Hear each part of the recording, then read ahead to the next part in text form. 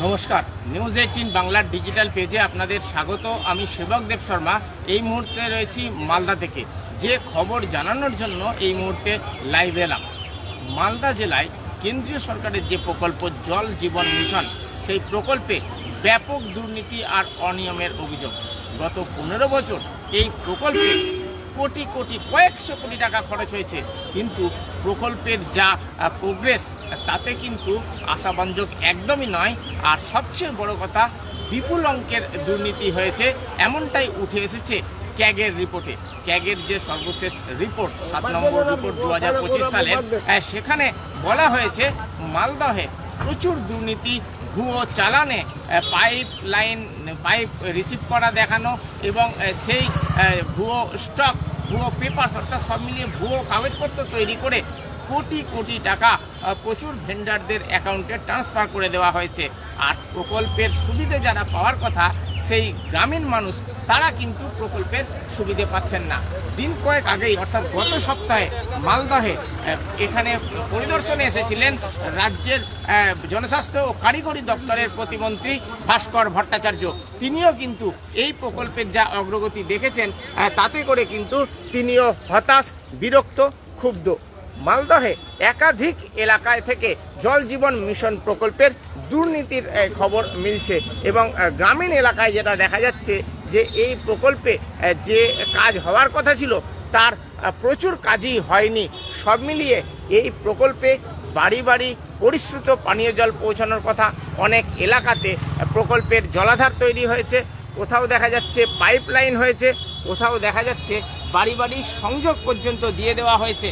কিন্তু যাদের জন্য এত সব ব্যবস্থা, সেই মানুষ, তাদের অধিকাংশই, বড় অংশের মানুষজন, তারা কিন্তু জল জীবন মিশন প্রকল্পের সুবিধা থেকে বঞ্চিত। অর্থাৎ বাড়িতে বসে যে পরিশ্রুত পানীয় জল পাবেন, সেই সুবিধে তারা পাচ্ছেন না।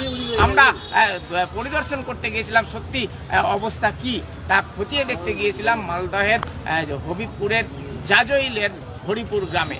এই গ্রামে কয়েকদিন আগে পৌঁছেছিলেন রাজ্যের মন্ত্রী দপ্তরের প্রতিমন্ত্রী পিএইচির ভাস্কর ভট্টাচার্য। তিনি দেখে এসছেন, আর আমরাও গিয়ে যা দেখলাম তা কিন্তু ভেবে অবাক হতে হয় যে সরকারি দপ্তরের আধিকারিকেরা রয়েছেন, ঠিকাদাররা রয়েছেন, গ্রামের মানুষের জন্য যাদের কাজ করার কথা, তারা এই কোটি কোটি টাকা খরচ করলেন, অথচ মানুষ যে সুবিধা পেলেন না তা তারা কি দেখলেন, কতটা কাজ করলেন, কেন এমন বিপুল অঙ্কের দুর্নীতি হলো? কারণ আমরা গ্রামে গিয়ে দেখলাম এই প্রকল্পের যে জলাধার তৈরি হয়েছে, দেখা যাচ্ছে বছর 2 আগে তৈরি জলাধার, সেই জলাধারে একাধিক জায়গায় ফাটল। মন্ত্রীর পরিদর্শনের পর ফাটল রিপেয়ারিংয়ের, মেরামতের কাজ শুরু করেছে ঠিকাদার বা এই দপ্তর। এর পাশাপাশি আমরা অনেক জায়গায় দেখলাম হরিপুরে, যেখানে গ্রামে অর্ধেক অংশে পাইপলাইন পোতা হয়েছে, বাকি অংশে পাইপলাইনই পৌঁছায়নি। কেন গ্রামের অর্ধেক জায়গাতে পাইপলাইন এসে থমকে গেল? কেন অন্যান্য পাড়া বা গ্রামের অন্যান্য বাড়িতে পাইপলাইন বা পৌঁছানো হলো না, জলের প্রকল্পের পাইপ পোতা হলো না? এর কিন্তু কোনো সদুত্তর নেই। এ নিয়ে ক্ষুব্ধ গ্রামের মানুষজন। হরিপুর গ্রামের মানুষজন জানিয়েছেন যে তাদের গ্রামে মাঝপথে এসে আর পাইপলাইনের কাজ এগোয়নি, অথচ প্রকল্প কাজ হয়ে গিয়েছে, প্রকল্প চালু হয়ে গিয়েছে। তাহলে তারা কিভাবে জল পাবেন, কবে জল পাবেন? এখনও যে তারা জল পাচ্ছেন না, তার জন্য কে দায়ী? কোথায় দুর্নীতি? অবশ্যই দুর্নীতি, এমনটাই বলছেন গ্রামের মানুষজন। এ তো গেল পাইপলাইন যেসব জায়গায় পাতা হয়নি বা অসম্পূর্ণ অবস্থায় রয়েছে সেই সব এলাকার কথা। এর বাইরে যেটা দেখা গেল যে অনেক বাড়িতে ঘরে ঘরে কানেকশান দিয়ে দেওয়া হয়েছে জল প্রকল্পের, অথচ যখন কল খোলা হচ্ছে তখন এক ফোঁটাও জল পড়ছে না। অর্থাৎ মানুষজন কিন্তু জল পাচ্ছেন না, পরিশুদ্ধ পানীয় জল। জল জীবন মিশন প্রকল্পের ট্যাপের কানেকশান বাড়িতে রয়েছে, অথচ জল ভরতে যেতে হচ্ছে গ্রামের রাস্তায়, যেখানে পঞ্চায়েত থেকে বেশ কয়েক বছর আগে সাবমার্সিবল পাম্প বসানো হয়েছে। সেই সাবমার্সিবল পাম্পের জল সংগ্রহ করে, যেটাও অনিয়মিত, সেই অনিয়মিত জল সরবরাহ থেকেই পানীয় জলের প্রয়োজন মেটাচ্ছেন গ্রামবাসীরা, অথচ তাদের বাড়িতে কানেকশান রয়েছে, সেই কানেকশনে তাদের কাছে জল নেই। তাহলে কিভাবে প্রকল্প হলো, কিভাবে এগুলির খরচ দেখানো হলো, কিভাবে টাকা যে বিপুল অঙ্কের অর্থ খরচ হলো, ঠিকাদাররা টাকা পেলেন। দেখা গেল সেচ দপ্তরের এই পিএইচই দপ্তরের যারা আধিকারিক রয়েছে তারা এই যে টাকা মেটানো তাতে তারা ক্লিন চিট দিয়েছেন। তাদের হস্তক্ষেপে, তাদের অনুমতিতে, তাদের এনওসিতে, তাদের পর্যবেক্ষণের পরেই এই টাকাগুলি মেটানো হয়েছে। তাহলে যেসব বাড়িতে জলের কানেকশন রয়েছে তারা কেন জলের এক ফোঁটা জলও পাচ্ছেন না? এই ব্যবস্থা কি হবে, এটা কে দেখবে? তার কিন্তু কোনো সদুত্তর নেই। পিএইচই দপ্তরের আধিকারিকদের সঙ্গে যোগাযোগ করা হলে তারাও কিন্তু মন্তব্যে নারাজ। অথচ মালদহে এসে কিন্তু ক্ষোভ উগড়ে দিয়েছেন খোদ জনস্বাস্থ্য কারিগরি দপ্তরের প্রতিমন্ত্রী ভাস্কর ভট্টাচার্য। জেলায় জল জীবন মিশন প্রকল্পের যে অগ্রগতি তা দেখে তিনি কিন্তু একেবারেই খুশি নন, বরং তিনি ক্ষুব্ধ। তিনি বলছেন তদন্ত হবে। তদন্তের দাবি করেছেন এখানকার গ্রামীণ মানুষজন যারা জল জীবন মিশন প্রকল্পের সুবিধা থেকে বঞ্চিত হয়েছে।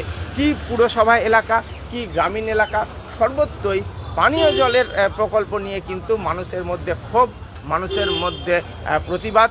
মানুষ দাবি করছেন তদন্তের, কারণ প্রত্যেকেরই অভিযোগ কয়েকশো কোটি টাকা খরচ হয়েছে কিন্তু জলজীবন মিশন প্রকল্পের সুবিধে তাদের কাছে পৌঁছয়নি।